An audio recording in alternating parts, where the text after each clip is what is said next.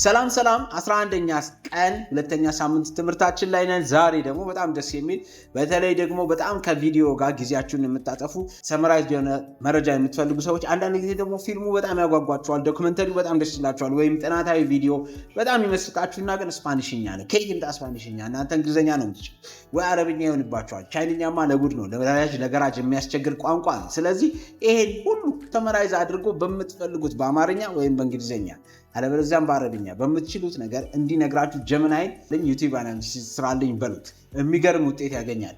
በህንድኛ ሌክቸረሩ ሲያስተምር ሲወጣ ሲወርድ ኤክስፕሌን ሲያደርግ ሲጽፍ የነበረውን በሙሉ ስለምንድን ነው የሚያወራው? ለእኔ ደግሞ የሚጠቅመኝን ነገር ጨምቀህና አንጥረህ ስጠኝ ብትሉት ምን ያደርግልናል?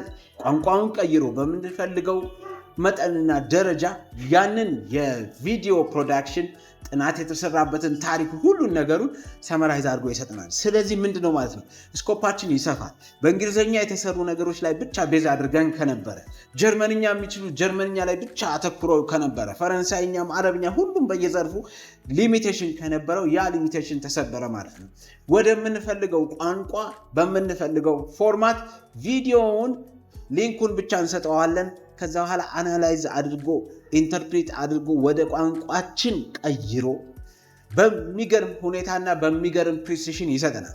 ስለዚህ ይሄ ቪዲዮ አናሊሲስ ለብዙ ጊዜ ይሄ ነገር በአማርኛ ቢሆን ወይ እኔ እንግሊዝኛ ቢሆን ኖሮ ያለ እኔ የሚሰማው ሰው አልነበረም ያለፍናቸው የጥናት ቪዲዮዎችን የትምህርትና የምርምር ውጤቶችን በራሽኛ ተናግረው በጣም አስሟት የሆኑብን ጥናቶችን ስለ ስፔስ፣ ስለ ሳይንስ፣ ስለ ኒውክሌር፣ ስለ አተም የተለያዩ ነገሮችን ወደምትፈልጉት ቋንቋ ይቀይርላችሁና ሰመራይዝ አድርጎ ይሰጣችኋል። ላይፍ እንዴት እንደቀለለ አስብ።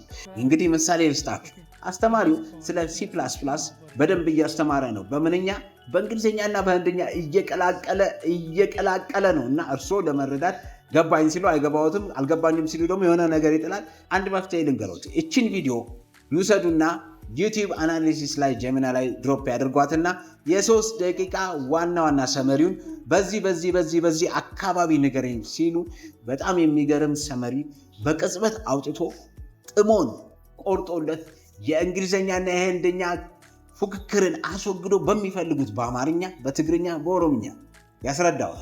ስለዚህ ይሄንን አሳይመንት ይውሰዱ። ይሄን ከስራ የላኩልዎትን ሊንክ የሚፈልጉት ቦታ ላይ ሰመሪ ስጠኝ ይበሉት። አለበለዚያም ደግሞ እርስዎ የሚፈልጉትን ኤኒ ቪዲዮ ሰመሪውን በእንደዚህ አይነት ፕሪሲሽን ንገረኝ በዚህኛው ቋንቋ በሉት። ከዛ በኋላ ጀሚናይ ፌል ካደረገ እኔ ጋር ኮሜንቱን ይላኩልኝ። ፌል ካላረገ ሳቲስፋይ ካደረጎትም እንዲሁ ኮሜንት ሴክሽን ላይ ይጻፉልኝ። በጣም ደስ የሚል ጊዜ እንደሚኖሩት ከጀሚናይ ጋር ተስፋ አደርጋለሁ። ይመችዎት። ኖታ